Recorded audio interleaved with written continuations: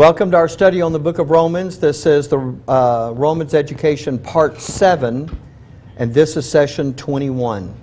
Let's get ourselves going by looking at the verse that we've been looking at now for a while, Romans 13:12. The night is far spent, the day is at hand. Let us therefore cast off the works of darkness, and let us put on the armor of light. And if we had known everything that we were supposed to know coming through the Scripture up to this point, when we first saw that phrase, the night is at hand, we would have known immediately this was talking about something that Satan was producing in the world. He is the one that instituted his night. And it was through his works of darkness that things became blacker and blacker in that night that he created. And so when we saw that happened in time past. We understood that. And by the way, I issued you new timelines today to kind of catch everything up to where we've been. And we have more to add to them today. So Ruby said to me, more? we have more to add to them. So anyway, and we'll be doing that. But what I want you to get in your mind, look, I'm going to take what's on the tape, so I'm just a 30-minute parenthesis here. The way I have understood through the years that most grace churches have operated is they get to rightly dividing the Word and everything kind of stops right there. And that becomes the end of what's going on. As a result, that they not only don't go into the sonship education like we're doing that, and I mean that's their deal. But what I'm trying to say is the two programs is kind of the end of their understanding of things. Well, look, if all you understand, using this timeline on the board here, if all you understand is that God interrupted His program with Israel and brought in this dispensation of Gentile grace, that is the most basic element of what's going on here. And if that's all we understood, we have a long ways to go.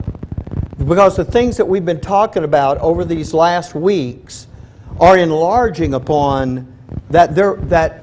Remember what this was about? This was about the timing of when God brought that in.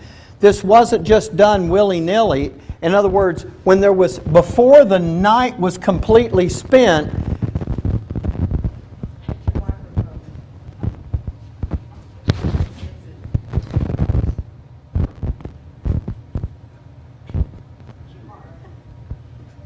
my heart. Bertha says it's my heart. Am I? What? Can you tone this? Can you lower me down?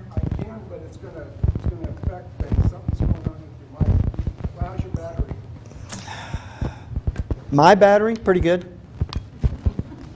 It says I got a full battery. Can I turn it off and turn it back on? This is Mark's fault.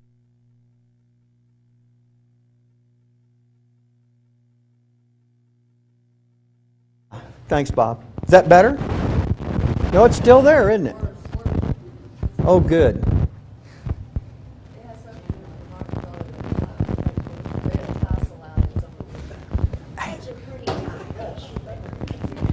Sarita, do not feed the animals. It emboldens them. What is going on with this group today? Man, y'all, everybody's got, I need to wear a helmet up here or something. Yeah. Did it quit? Okay, let's go. The timing of the dispensation of grace. In other words, when God decided to do this, there was purpose behind that, but the night that had been in play in times past didn't stop. The night continued on through the dispensation of grace.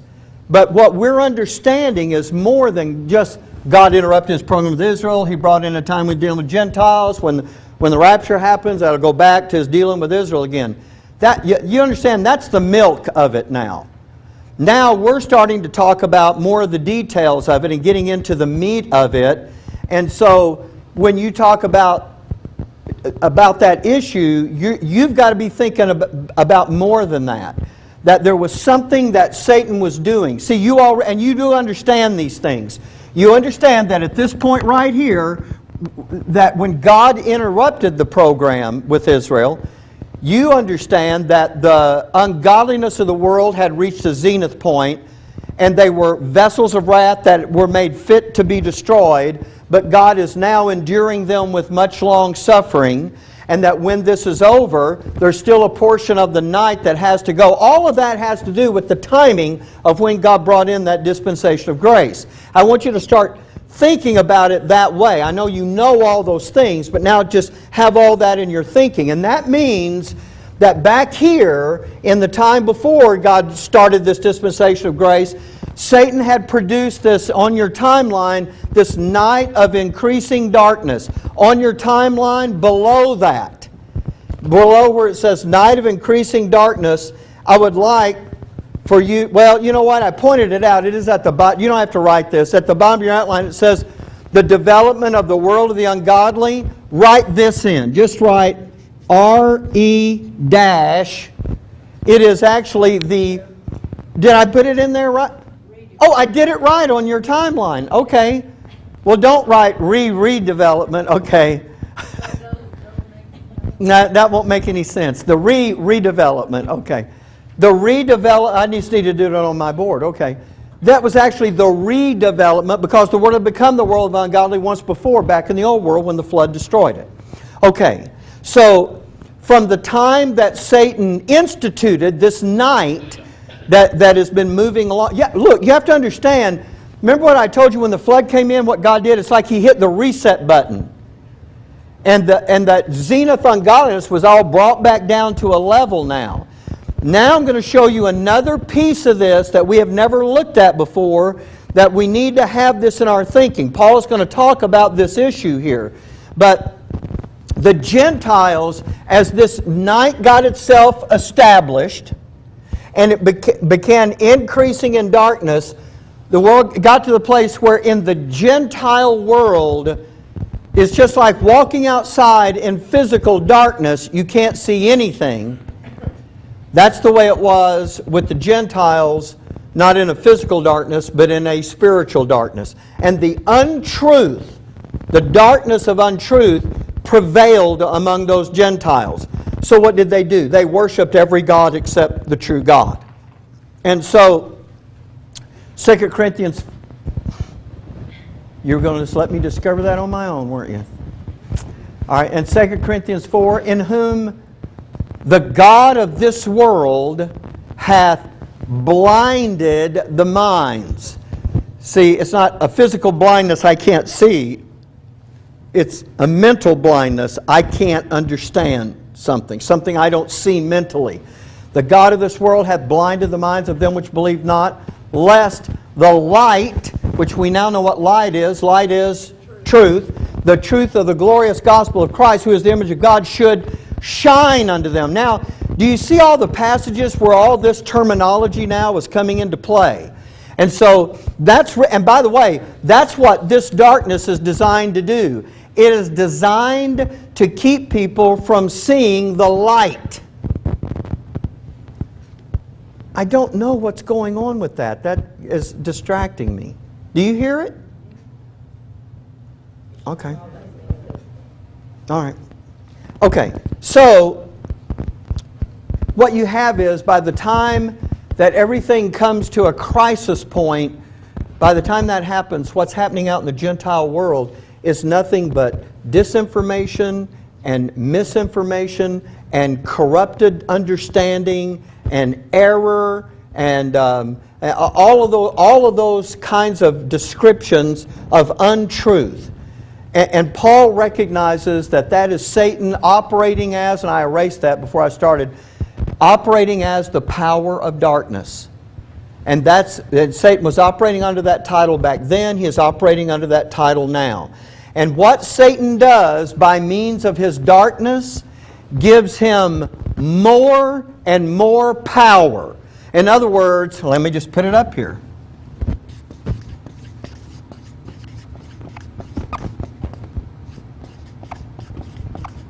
The power of darkness. There's power in that darkness. And the more darkness there is, the more power Satan has to be able to function under that title. And what he is doing, and what is he doing to function under this title? Well, the first thing he's doing is he is producing this rampant untruth everywhere in the world. But the second thing he's doing by the power of this darkness, and this is why it's important to understand that the blacker the darkness, the more power he has, is because that is the power that Satan has to respond to what God is doing with His light. And so by the power of that darkness, he is not only trying to extinguish the light, but the people who are in darkness are being kept in darkness. And so this is like his move to respond to what God is doing in the world. What God is doing to counter Satan's plan of evil, Satan is now responding back to make that plan of evil work. Now I'm going to answer a question today. It's a question I think I got asked here, or we talked about it, but it's a question I also got asked in Glenrose. And that is, can't Satan read the end of the book and see how it's... Did we talk about that? And see how this is going to end? Well, the answer is, sure, he knows what's in there. And why, then, is Satan going to all this trouble? Now, you know, I talked a little bit about that when we discussed it and up in Glenrose, but now, today, we're going to talk about that from an angle we did not talk about that before. Because and it has to do with this little remaining portion of the night out here.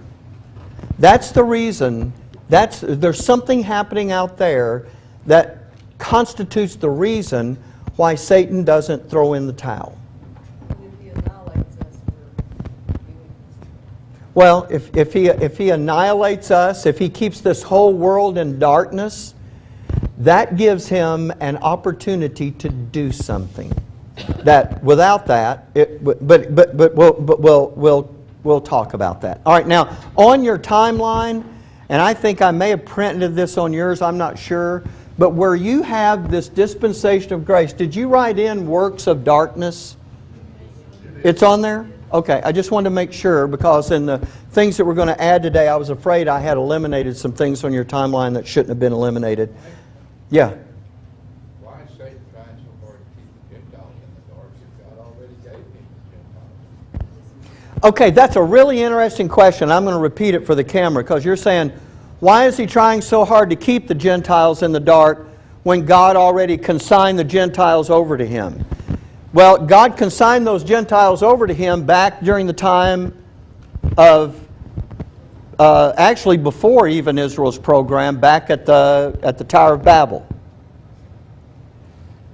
Now that we're in this dispensation of grace, now they got consigned over, so all through God's program with Israel, was God working directly with any of those Gentiles? No, He wasn't. Okay? So, when we get to the dispensation of grace, now that changes. Now God is working directly with the Gentiles. Before, there's something on your timeline you're going to fill in about this later. Before, there was a middle wall of partition, and what God was doing was up here with Israel, not down here with the Gentiles. Now all that middle wall of partition is gone. God's working directly with us. And here's the answer to your question. If He is going to hold on to the possession of the earth, He's going to need to keep everybody in the dark. That's the key to Him maintaining this usurped possession of the earth that He got back in the garden. And everything that He did was so that He could hold on to that. I figured He just got so tired of going with Israel and them turning their back on Him all the time that He thought well, it'll give them a chance. Maybe they'll listen. Well, you know what? And what you're saying there, Bertha, is the way a lot of people look at that. Preachers I'm talking about. A lot of preachers look at it, and I need to repeat that because the folks on the tape will get after me. You're saying that there's kind of this idea that Israel disappointed God for so many times that he finally went, you know what, I'm going to give this other group a try and let's see what happens with that. But the truth is, and Paul talks about this in Romans 9, 10, and 11, that this dispensation of grace was part of the original plan, no matter what Israel had done. And at some point he had to bring it in, and you know the answer to why. Why did God have to make a provision for this? Yeah, because he has to have a way to reclaim the heavenly places. And that was always part of what he was going to do, repossess the heavenly places. So now what becomes the issue is, why do it here? Why is that the timing to do it? Why is that the right time? But you know what? All of the circumstances, Bertha brings up a good point, the circumstances make you think that, don't they? It used to make me think that. That when they rejected, in that extension of mercy, they rejected that third opportunity. And so it's kind of like, fine, if you're not going to do it, you know. But really, this thing was part of the plan all along. Even if they had have done what they were supposed to do, God would have still have had to brought in a dispensation of Gentile grace. Yeah, see, that's- Okay. that's- No, but you're right. That's what it kind of looks like. And because of that, I hear lots of preachers talking about it that way. I know one really well that used to talk about it that way. And, and I did, because I looked at that. In fact, I did something on the series, and I know now that I'm saying this, somebody with a good memory will think back to a bare bones study I did, and they'll go, well, you kind of indicated in that study that because Israel stumbled. Turn to Romans 9. Let me just show you. This is a great point. Bertha's opened up a really good, it'll just take me 30 seconds to do it, and that's all I need to take. But look with me in Romans, I'm going to say 11.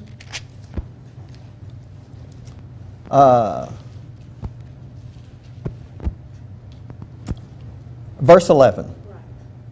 I say then, have they stumbled that they should fall? Here's the word. The next words are the ones that always kind of gave me a problem. Have they stumbled that they should fall? And Paul writes, God forbid. What God forbid is a very strong way of saying what? No. No. But look, but rather through their fall, salvation has come unto the Gentiles. Well, see, that almost contradicts itself. At least that's what I used to think. Wait a minute. Have they stumbled that they should fall? God forbid. No. But through their fall, salvation has come to the Gentiles. And you're going, well, wait a minute. I thought they didn't fall. What he's saying is their fall is not the result of their stumbling. Do you see? Have they stumbled that they should fall? No. Now, did Israel fall? Yes. But it's not because they stumbled. In other words, it wasn't because they didn't do the right thing that God cut them off. They did fall, but why did they fall? Because it says, verse 11, but rather through their fall, salvation has come to the Gentiles. That's the reason Israel fell. In other words, that's the reason God stopped the program and quit dealing with them as a favored nation in the world, is because He was going to, all along, bring in this dispensation of Gentile grace. Do you see that there in verse 11? Huh? What would have happened if they hadn't failed? He would have still, at some point, he would have still... That 7th week happened. Well, if they had... Well, here's the thing. If they had received Him as their Messiah, and the nation had been born in a day and all of that, they could have avoided that day of wrath. In other words, right after the dispensation of grace, we went straight into the kingdom. Right? Well, you know what? It just depends on where the dispensation of grace would have come then. I don't know enough to tell you when that would have happened. We have to deal with the devil. We would have had to deal with, well, you know, it would have happened. I don't know exactly how. Because it didn't happen that way, it's hard for me to look at that and go, here's how that was. That's something I'm not equipped to answer. But that's a really good question. I think Clifford ought to research that this week and bring us back a report on that next week. Don't you think that's a good idea? It's never going to happen? Is that what you're saying? Yeah, pretty much. Oh, okay, all right. No, that's a really good question. But you know what? It would have been just like if there were no dispensation of grace. As soon as this was over, what would have happened? You'd have gone straight into the day of wrath in the kingdom. All of that would have just shoved together. Something would have changed with that in answer to your question. Yeah. Well, I just wondered if the Messiah had come down and recognized that because God was leveling the playing field, he would have opened the word right then to the Gentiles. They had accepted the Messiah. That might have been. That's a good thought. He still had to proclaim the heaven. Still has to reclaim the heavenly places. Right. The word he called the beliefs prosper the Messiah. And the thing is, because of the nature of how things work, you have to reclaim the heavenly places before you reclaim the earth. There's an order to that. Which is why before Israel's program comes to an end, we have to already have our glorified bodies and be in the heavenly places. So you can't shove the dispensation of grace to the end, because what God's trying to do in this repossession of the earth necessitates us already being up there and functioning. Okay. Anyway, that's a good thought. All right. So, what Satan is doing in producing this increasing darkness as the power of darkness, of course, he is spreading that untruth. And what is he using to do that? Here's what he's using it. The works. These are some particular things. Don't just think about it generally as anything out there. These are some particular things that are called the works of darkness. And those are the things that Satan is using now.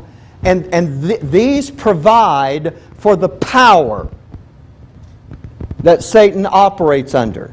They're the things that gives him his strength. So he's very interested in promoting these works of darkness. Knowing that, you see now, when we cast off his works of darkness, we're impacting his ability to do some things. That's what necessitates a response back to us, because he's not going to stand for that. And so, and by the way, those things they're not just things he's doing.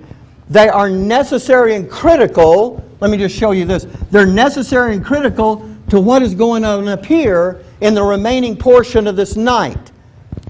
There's something that's going to be happening. We'll be talking about that. So, Satan's works of darkness are producing this blacker and blacker night. You know what I thought about the other day? We tend to look at things in the physical realm. I mean, the lights are on or the lights are off, or that kind of deal. I was thinking about this. Wouldn't it? I hear that growling again. Wouldn't it be something? Readjust your I don't. maybe on the ring or something. No, we still hear it. It's in the machine. There's a connection somewhere. I don't know what that is. You know what? At the break, I'll change the battery, and maybe that'll do it. Okay. What was I saying? Yeah. You know what? You know what? We have to develop this discerning thinking, this thinking of our Father. I started to say it'd be nice if we could see it with our eyes, but it'd be better if we can discern it with our spirit. But if you could see the spiritual darkness that the world is in, you'd have a real idea then of how prevailing this darkness is. Because I have a feeling if God just said, I'm going to turn the light out for a minute, and And what you're going to see now is how it really appears in the spiritual realm. I think when he turned the physical lights back on, we'd all be going, wow. That's where it is in the spiritual realm. Now, but I do think better than seeing it with our physical eyes, though, is the ability to discern it that way in our spirit, to be able to really refine that ability to see that. Okay, now what I need to do here is turn to Acts chapter 26. And this is the verse that we left off on in our last session. But rise and stand upon thy feet, for by the way, this is that testimony, remember, that Paul was giving of his conversion. But rise and stand upon thy feet, for I have appeared unto thee for this purpose, to make thee a minister and a witness both of these things which thou hast seen, and of those things in the which I will appear unto thee, delivering thee from the people, there's the Jews, and from the Gentiles, unto whom now I send thee, to open their eyes, and to turn them from darkness to light, and from the power of Satan unto God, that they may receive forgiveness of sins and inheritance among them which are sanctified by faith that is in me. 3 things I've highlighted for you in this verse. The first one is to open their eyes. And he's not talking about their physical eyes, talking about the eyes of their understanding. This is a mental thing that they're able to understand. And to turn them from darkness to light.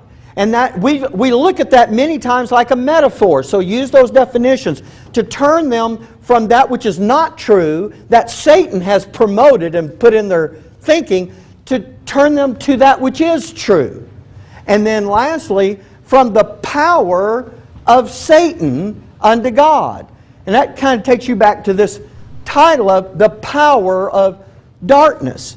And so Satan is doing some things in this dispensation of grace through his works of darkness, that as the power of darkness, he is promoting an untruth in the world so that people are not only blinded to that truth, but he is keeping this darkness at such a level that when this is over, it makes it far easier for him to accomplish that thing in the night that he wants to accomplish over there. Now, there was a point in time in which Satan brought the night into existence. Before I show it to you, and it's not right there in your notes, let's talk about it just for a second. When did Satan bring in the night? And let's just talk generally. You don't have to give me a specific, it exactly started right here, and then give me an event in the Bible, but let's just talk about generally.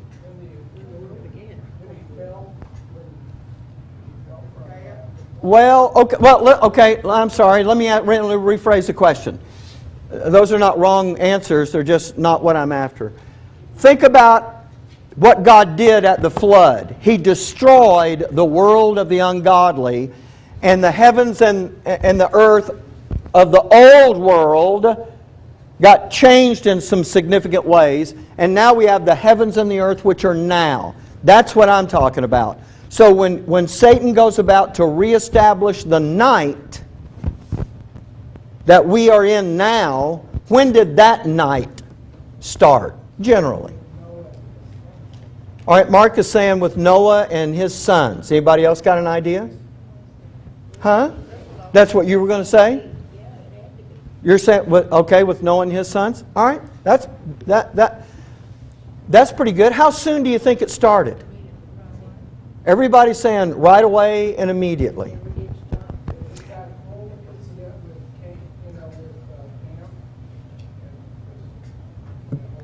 Mark is talking about there was an incident with one of Noah's sons and Noah that the Bible records over there. He's pointing that up. Anybody else have anything they want to say about that? Okay, then let me ask you another leading question. All right, somebody's thinking the Tower of Babel, because that's when God... They all had the same mindset, right?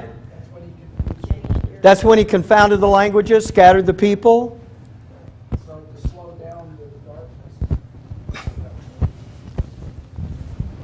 So Noah wasn't blind first introduced in the Bible? When Noah what? Was Noah wasn't blind first introduced in the Bible? Oh, maybe.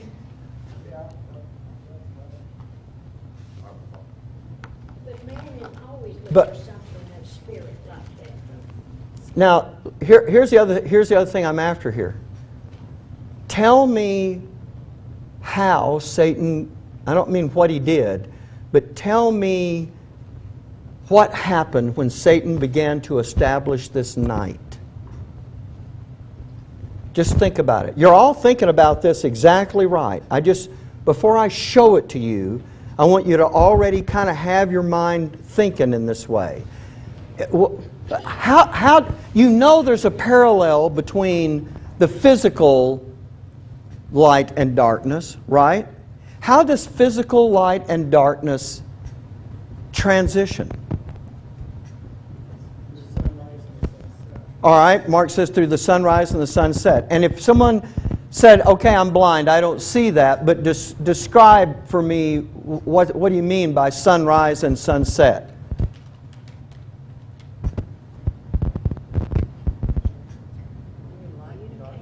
I'm sorry? Well, it is light and darkness, but how does that transition? Slowly? Okay, gradually? So what you have is you have, okay, here we're in the middle of a day here. Long about 8:45, 9 o'clock, what's going to start happening? Okay, now 9 o'clock tonight is going to be doing what? Cooling off. Okay, and what else? With regard to the light and the darkness. And how? Yes, and that, as you said a while ago, that happens gradually, right? In other words, at first you're working. You ever been working out in the yard and you're thinking, "Oh man, the sun." You ever notice when the sun gets down to a certain point, it races to the horizon? It seems like. And it's not going any faster, it just seems like it's going faster. But that process still happens gradually. Because even after the sun has dipped below, just below that horizon, there's still light that you can see. But you know that light's not going to be there long because that's gradually going to get darker and darker and darker until finally a full-blown night has been established. So you walk back outside at 10 o'clock, and you don't see that red haze in the western sky anymore. It's all just the blackness of the night. That is the exact same way that is happening after the flood. You have on your time, let's just do this and we'll take our break. Oh, that's going to be perfect. 2 minutes. Okay. You see this, there's a little, I don't think yours has pink in it, but on the side of the flood, there's a little box right there. You see that box? And in that box, I'll just draw mine up here. Write these letters, day.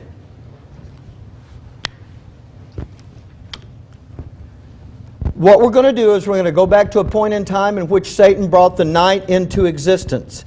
To do that, we're going to have to go back and look at something that was written in Romans chapter 1. Take a look at Romans chapter 1 with me. For the wrath of God is revealed from heaven against all ungodliness and unrighteousness of men who hold the truth in unrighteousness. Now, we understand the condition before God brought in this dispensation of grace was all vessels of wrath fitted to destruction. Paul talks about that over in Romans 9:22. But here's the thing. The reason that we're writing in the word day here is because at that time there is light. That's what you have in the day. You have light. But at some point, this day transitions into a night. And you mentioned a couple of different places in which. Can anybody identify, when do you think the thing actually became a night? All right, Mark is saying at the Tower of Babel, and that's what you were talking about a while ago, Linda, at the Tower of Babel. And if God is giving them over and giving them up to the adversary, you kind of think to yourself, the night must be pretty well rolling by that time. There's something interesting that Paul is going to write in the book of Romans. And what he's going to do is he's going to talk about in the days that followed the flood, there was something that men knew. Let me just stop it here. And we'll pick this up after the break. Because this, I know we haven't gotten very far, but now that we're rolling on this is going to go pretty fast. I'm having you write the word, let me just say this and we'll stop. I'm having you write the word day in this block, not because it is the Lord's day of wrath.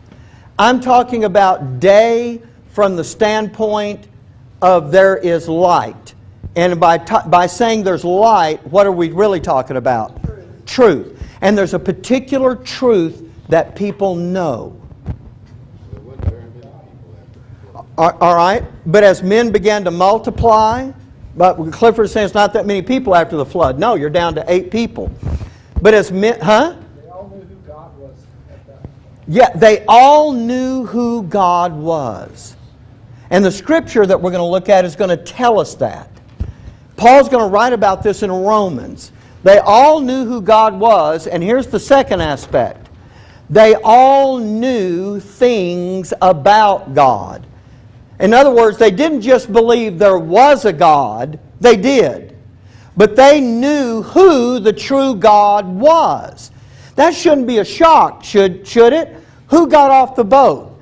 8 people. Did those 8 people know who God was? Absolutely. So as they move out into the world, and then they begin to multiply, those 3 sons and daughters-in-law of Noah, as they began to multiply, there's a period of time in the world in which people knew God. Yes? And so what Satan has to do now is he has to begin to reverse that. And it starts off slow. In fact, when it starts off, it almost seems insignificant. But we have a number of, and I don't want to just put it down to the way the world says it, but we have a number of little sayings that kind of indicate this kind of principle. We talk about someone just getting their foot in the door. When we say that, you know, what's implied there is it's not going to stop there. It's not going to stop until they get in. Or as they said in some circles, you know, until the camel just wants his nose in the tent. But it's not going to stop until the camel is all the way in.